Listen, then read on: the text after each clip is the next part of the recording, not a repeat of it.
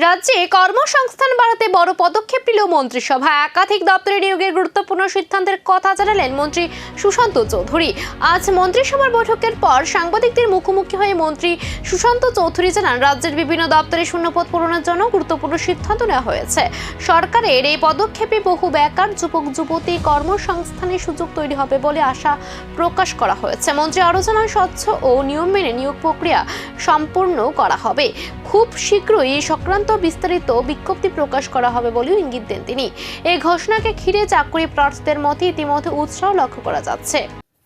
সাংবাদিক বন্ধুরা, আরেকটা গুরুত্বপূর্ণ সিদ্ধান্ত যেটা গ্রহণ করা হয়েছে, creation and filling up of 50 post of senior computer assistant group C non gazetted for the directorate of treasuries and accounts under the finance department.